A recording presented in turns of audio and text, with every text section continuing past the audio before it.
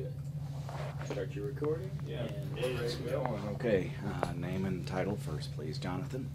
Jonathan Coppess, Clinical Assistant Professor of Law and Policy. They did it. They passed a farm bill. What things will farmers need to deal with this year? Well, we'll keep our fingers crossed. It should get the vote in the House here today and then on to the Senate probably early next week. And I think all signs are that this will pass and get onto the president and into law. So the big question is, what's next? And it goes down to USDA to implement. They're going to have a pretty tight turnaround, a pretty tight timeline to get this out because the new programs in Title I do begin for this crop year, for the 2014 crop year. And that's going to be a tall task for the team at FSA and at USDA. First things first, direct payments, if passed, will be gone.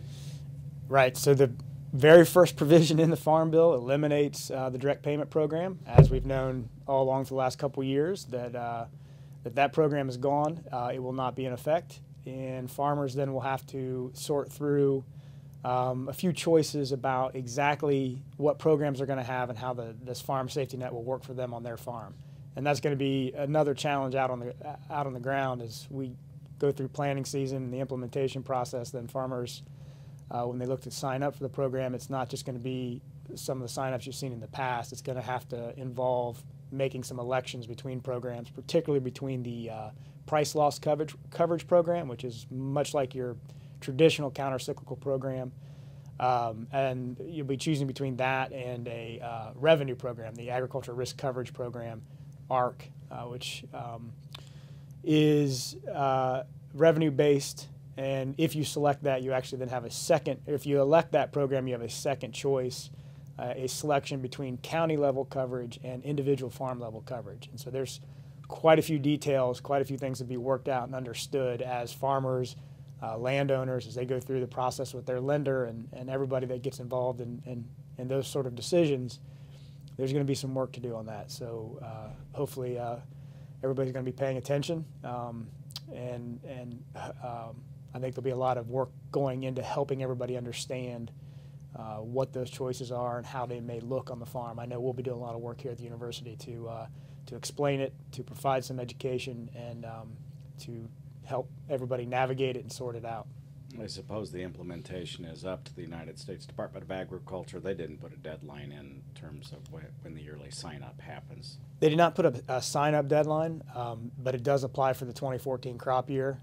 So, there's always issues about the timing of that sign-up between just, the mechanics of getting a rule out and getting the programs implemented. You've got planting season, and then you're going to have individuals worried about whether somebody can game the decision based on what time of year and what the markets look like and how much of an estimate they have on the prices. But I think for the most part, that's not going to be too much of an issue. Just they're going to have to do the best they can, and I think everybody understands that this year. Late spring, early summer, quite likely then. Yeah, I mean, I think may even slip into midsummer or late summer. I think in 2009, when we dealt with the acre implementation, I think that first year we pushed sign up. You had to choose then between the countercyclical program and acre. At least once. It got pushed back into August, as I recall. So I think that may not be out of the. And if I remember correctly, ARC and acre are relatively similar. So there are some similarities. ARC, the effort was to simplify the way the revenue program worked. So ARC works on two different coverage levels. A county level coverage, which is similar to, say, a GRIP type policy that runs on a county revenue basis. So when an actual yield times the actual price using the 12-month marketing year price, when that falls below this benchmark price, which is calculated using the 5-year, what's called a 5-year Olympic average. So you take the last 5 crop years, you drop the highest and the lowest, and average those out. That gets you a benchmark. If your actual is below, it was set at 86% in the final bill. If you're below that, that triggers the payment. So some similarities to acre in that regard. A little hopefully less complicated. One of the big issues that individuals saw with acre was what was called a double trigger, where you could have a loss on your farm, but if the state didn't suffer a loss, or vice versa, if the state suffered a loss on your farm, then it kind of complicated the way the program operated. That's not in this one, but there are other complications such as the choice between county and individual level. Another interesting feature is that all of these programs, both the revenue program and the price loss coverage program, operate on base acres. So unlike the acre program in 2008, which was a planted acre, how many times we can say the word acre in this conversation, but it was based on your acreage planted to the commodity. This will be paid out and utilize the base acres. There is an option in there to reallocate your base, but you can't add base. So there's going to be some interesting decisions, and I think the folks that can model this and understand it are going to have their work cut out just trying to, map out what this will look like for individuals' farms and for different crop rotations and, of course, different regions of the country. This is one of the compromise points, wasn't it, between the House and Senate? Who won on that one? This was a big compromise point. The Senate. So the House had been all on planted acres. The Senate had a revenue program on planted acres and the target price program on base acres. And this goes back to the 1996 reforms and the issue of whether the program is coupled to your production, coupled to your planting decisions, and what that might do to markets. The Midwest, particularly soybeans and corn, producer groups and farmers individually and their members of Congress were adamantly opposed to particularly a fixed price program on the planted acre, which can lead in a low price scenario, can really lead to distortion issues and having farmers, the old saying, be planning for the government payment or planning for the program. So I think, to the extent, it was a compromise. There's quite a few compromises worked out in this bill. I think it was, I think it's important to a lot of farmers in this country that whole plant for the payment situation not come back into effect. So I think that'll help. It does, however, sort of complicate things because now we're putting a revenue program on base, and certainly there's long been a concern about base acres and how adequate they represent the way farming is happening today. But at this point in time, I think they found the best middle ground they could to provide the programs, but keep them out of this potentially distortionary setup. You've mentioned target prices a couple of times. Deal with corn, soybeans, wheat, if you happen to know those. Yeah, so I think they're called reference prices this time around. So they've changed the name. The corn reference price, I believe, is at $3.70 a bushel. Wheat, I think, is at $5.50, and soybeans at $8.40. So they've been increased over the 2008 levels. In fact, all the covered commodities have received a reference price increase.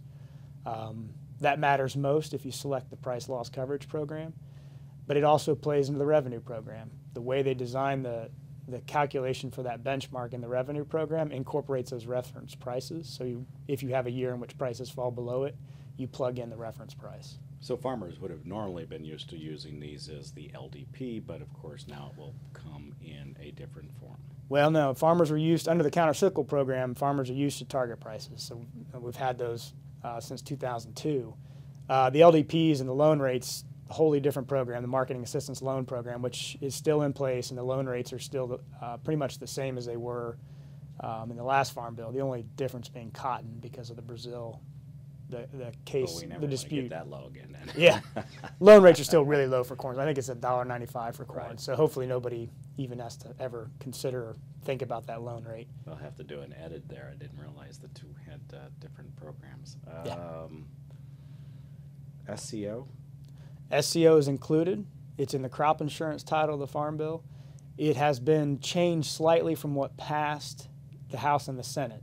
As part of the compromise, part of the ability to, or the efforts to trim spending. And it has been sort of put on the same playing field a little bit, if you will, with the revenue program in Title I. So where SCO in the House and Senate passed bill, your coverage started at 90% revenue. It's county-based, county-level revenue. The SCO program now starts at 86%. So your coverage begins at 86%, gives you the 14-point I forget the term now. The at the top end that you don't have coverage on. Deductible. Anyway, so you got a 14-point deductible, And county level, the other piece of that is you cannot have both SCO and ARC. So if you sign up for ARC, you're ineligible for the SCO on that commodity. So you can get it with your price loss coverage, but you can't get both that and ARC at the same time. Oh, wait a second. Well, when you make the decision on ARC, which you're going to have to do this year, apparently, is that a yearly decision or is that a permanent decision? That's a one-time, irrevocable decision for the life of this farm bill. So for the next the decision you make this year, much the same way the acre and countercyclical program decision was in 2009, the decision you make this year will run with that, will be the one you live with for the next 5 years. Does this mean that FSA has to have the whole matrix for SCO done by the time we get to crop insurance sign up? Well, so because crop insurance runs differently, the SCO program will not be in place until 2015, the 2015 crop year, because there's no way to put it in place now. So what farmers need to know when they sign up is that if you choose ARC, SCO is not available for you beginning in the 15 crop year and reinsurance year.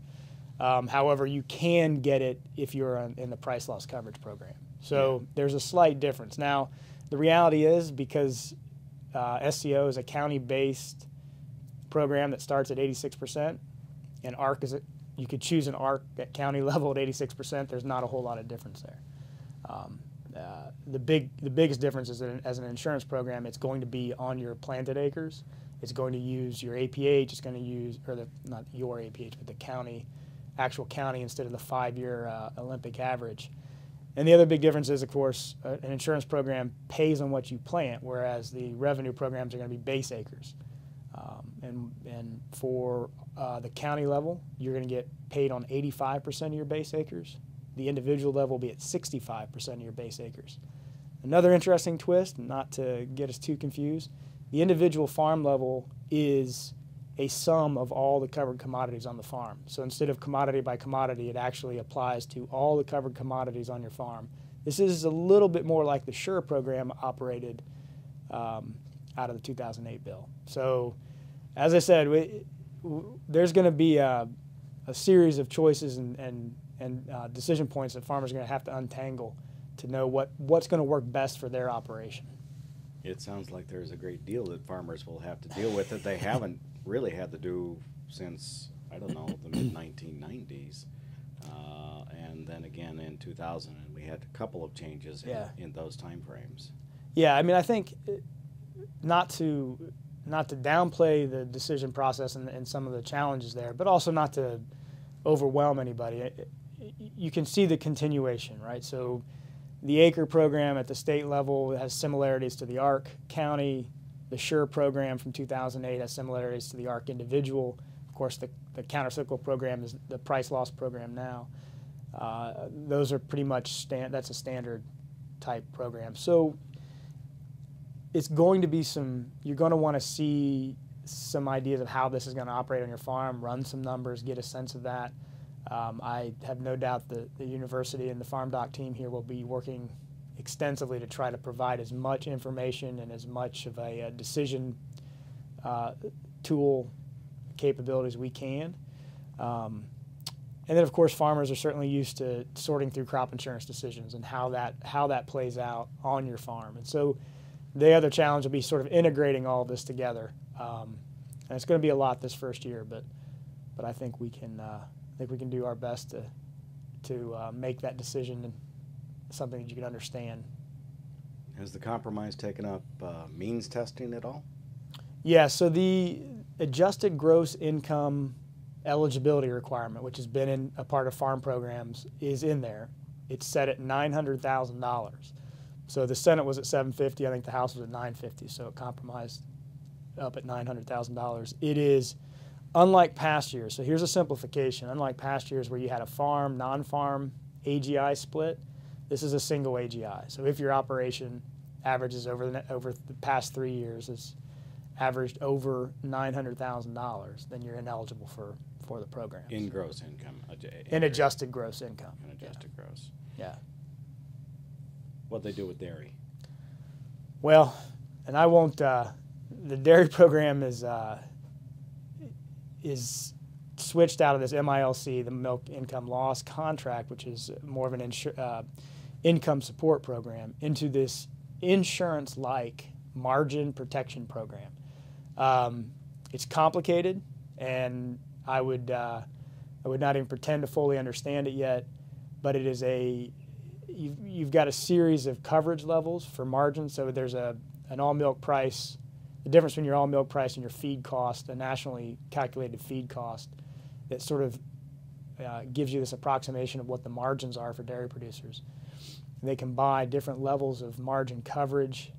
They do pay a premium or something like a premium. It's not actuarially rated or anything, but they will pay a premium schedule to get this coverage, and then anytime those margins fall into that territory, they'll get assistance payments, sort of like an indemnity check. It's calculated on a 2-month basis, and there's a lot of details to it that I don't think I'm fully ready to discuss, and I'm not sure we've all figured out exactly the best way to explain it. But there'll be some real work need to be done on how that's going to work and on how dairy farmers look at that. But the big hang-up on dairy was this stabilization piece, and it seems they compromised to avoid the Senate provision on the stabilization would have removed a percentage of your actual milk check. I think they've backed that into some sort of reduction or some sort of adjustment in the indemnity check that would come out of the government in times of when supply and demand are out of whack. But very preliminary on that one. That was one of the final pieces of the Farm Bill worked out, and that's going to take a little bit of time to sort out exactly how that's going to work and what it looks like. What compromise did they make on the nutrition programs? So the nutrition programs come out at, I believe, around $9 billion in savings over 8 to $9 billion over the 10-year life of the budget window. This is almost exclusively out of what's called the Heat and Eat, or the LIHEAP, the Low-Income Heating and Energy Assistance, or Home Energy Assistance Program.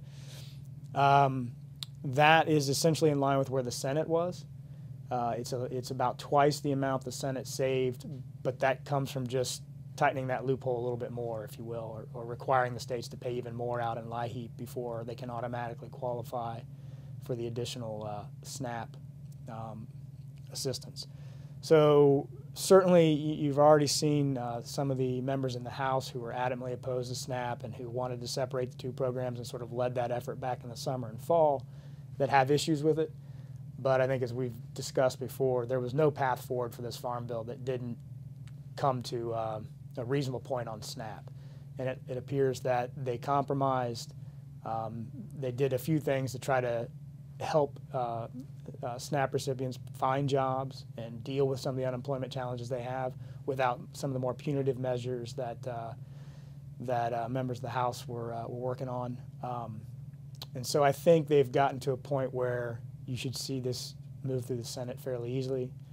You're still going to have, like I said, there's going to be one group of members, particularly in the House, that will say this wasn't cut enough, and some that will say it's too much. But at the end of the day, they compromised in a way that I think provides a path to getting the Farm Bill signed. $9 billion over the 10 years is a 1% cut. Is that what I think I saw, or thereabouts? I would not guess on the math on that one.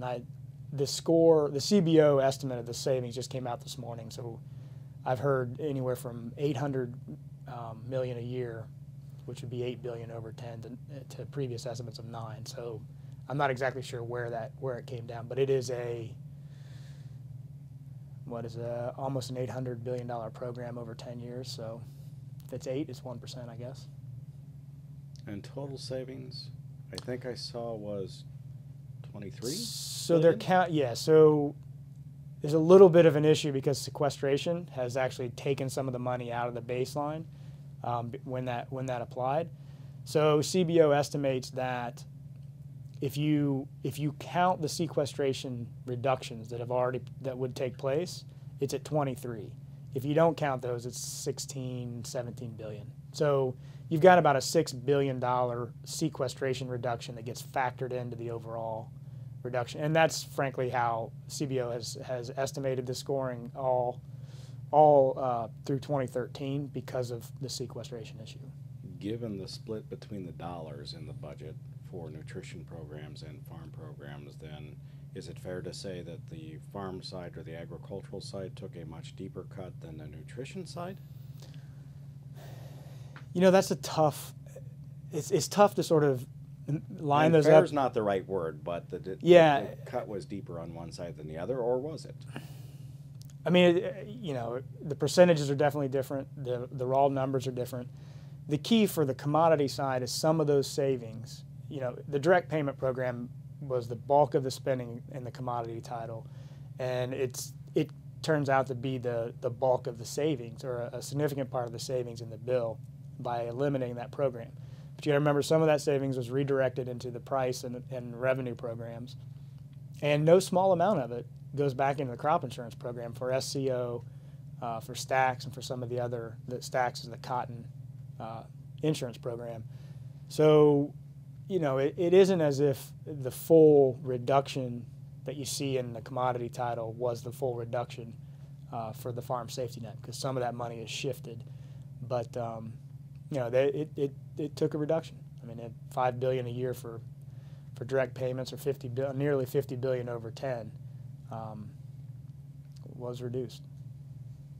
You mentioned Stax and the cotton program. That brings me to the WTO, or the World Trade Organization. How will they score this particular farm bill?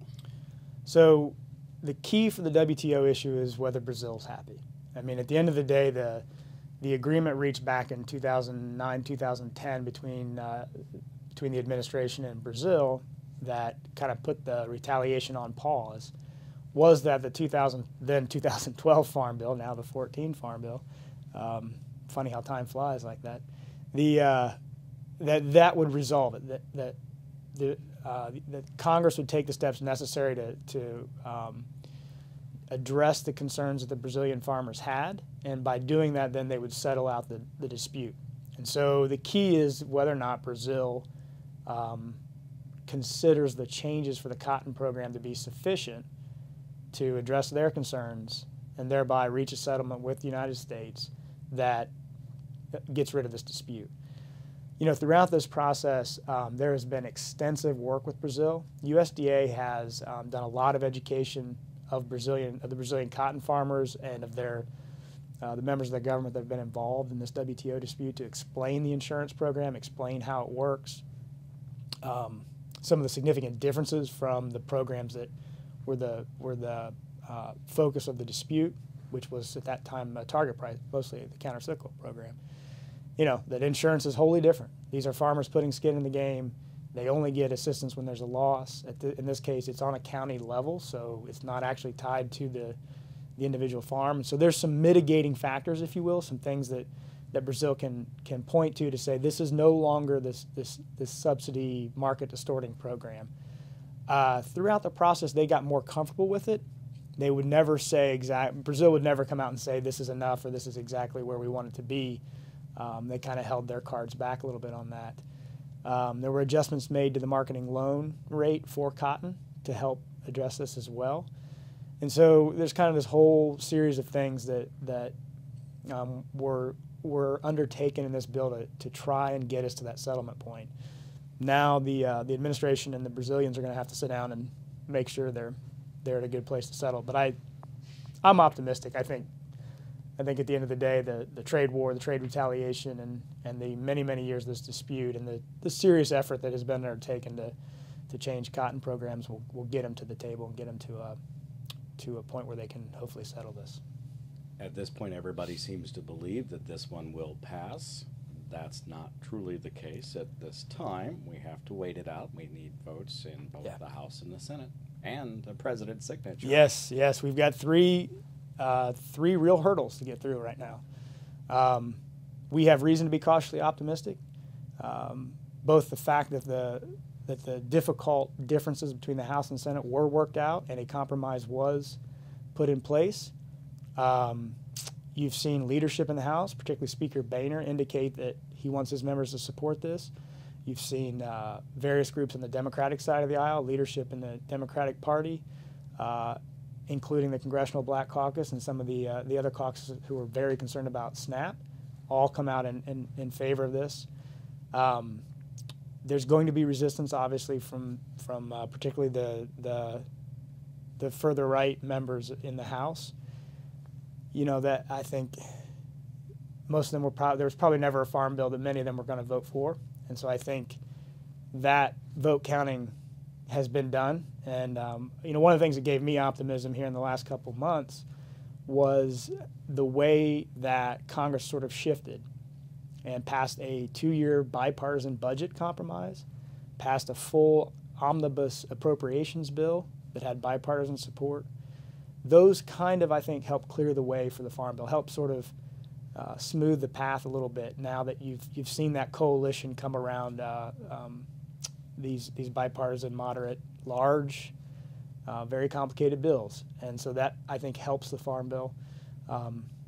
I think our optimism is even higher in the Senate after passing it twice and knowing the chairwoman who will be working very, very hard to get this through. I think those votes are in pretty good shape, and at that point I think I'm confident that the president will sign it, and we'll see a Farm Bill, and we'll see 5 years of this, and probably in no short time start talking about the next one. So at this point in time, things look good, but yeah, you never want to, let's say you never want to count your chickens before they hatch, and you don't want to count your votes until the gavel comes down. So hopefully by the time we get to March 4th for the all-day agricultural outlook over at the Beef House in Covington, Indiana, you'll be able to talk about a passed bill and yes, one that's not still out in the future, and tell farmers there just exactly what kinds of decisions they'll be needing to make in the next, I don't know, 6 months. Yeah, well, we're combing through it now. It's exciting reading, of course. We look forward to being able to do our best to explain it and help everybody understand it. And you know, I think we'll have a lot to talk about. And like I said, I'm cautiously optimistic that this will be done in short order. No, turn it